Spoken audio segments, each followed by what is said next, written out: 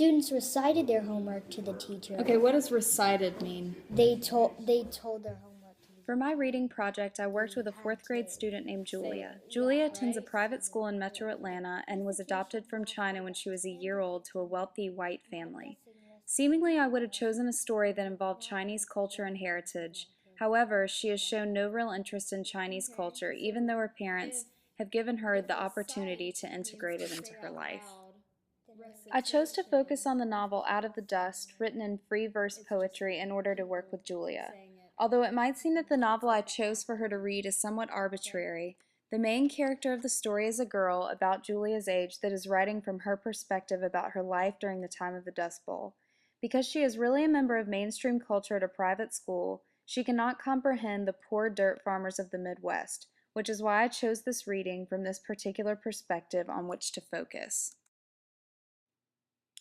Gillett, Temple, and Crawford outline 5 essential components of reading instruction: phonemic awareness, phonics, fluency, vocabulary, and comprehension processes. They also add a positive attitude toward reading. all ages sat together in the classroom. Because Julia is a developing reader, I thought we could focus on reading fluency, as free verse poetry is not necessarily easy to read for inexperienced readers, and vocabulary strategies with unknown words in the text. However, as time went on, I had to shape my instruction as I discovered new concepts and strategies in which Julia was already proficient. So we worked mostly on comprehension strategies in the end. Small crouched, barefoot, bare-bottomed over the swept board. In her book reading interview, Julia said that when she came to a word that she didn't know, she would try to figure it out, and if she couldn't, she would just stop reading the book. Something that is fine in reading for pleasure, but not in the case of reading for information or education. I thought that this would be a perfect opportunity to practice vocabulary strategies, like the infographic Being a Word Detective, based on J. David Cooper's 6 word attack strategies. I discovered when we started using these strategies that Julia already used them within her classroom. She told me that they learned and practiced them and when they read in school. It's okay if you don't. How poor were they? Okay. I also assessed that Julia is a derivational reader, when readers can read words that they recognize have the same parts. There was one instance in particular when Julia came to a word that she didn't know the meaning of, and I questioned her about it: antiseptic. She immediately said, "Well, anti means not, so it's not something." I informed her that septic meant something along the lines of toxic, and she put those 2 word parts together to create the word meaning not toxic or against toxins. I then wanted to work on fluency with Julia. However, when we read together in support reading activities, Julia could already read the free verse poetry as if it was written in prose. Throughout our session, she only got better at inflection and expression reading the poems. I knew that I needed to plan something more challenging and deeper for Julia to accomplish during our lessons. So the character's name is... I asked Julia if she had ever completed a KWL chart or a character map in her reading ventures. She told me she hadn't, and I knew we could focus on these 2 elements of literacy to build her background knowledge throughout the anticipation phase, as well as her comprehension.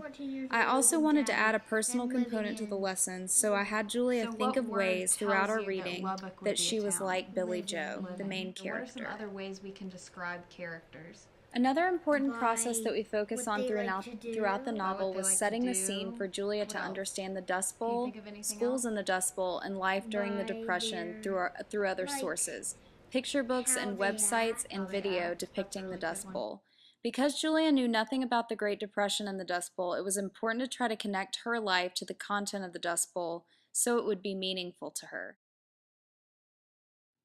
We revisited the KWL chart, which correspond to the mental operations of accessing prior information, determining reading purposes, and recalling information, and the character map with each new lesson so we could review what we had written and to have fresh in our minds what we can add to the learned column or to the categories in the character map. The character map also served as a kind of retelling of specific poems as well as the overall text.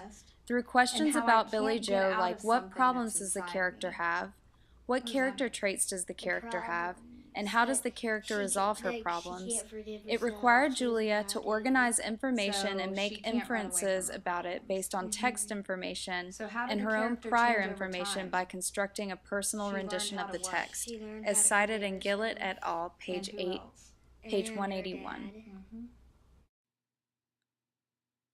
Finally, after we finished reading Out of the Dust and we completed the character map, complete with Billy Joe's problems and how she solved them, I had Julia draw a picture of what she thought Billy Joe looked like. She drew Billy Joe with large hands because of her burned, swollen hands from the fire, and remembered characteristics from the very beginning of the book to complete her picture: long legs and freckles, and drew her with no shoes because we read about students being so poor at one-room schoolhouses that they couldn't afford shoes. On the back of her paper, to bring our sessions to a close, I had Julia create a Venn diagram depicting how she and Billy Joe were alike and different. This was her chance to relate herself to Billy Joe's life and then assess how they were different.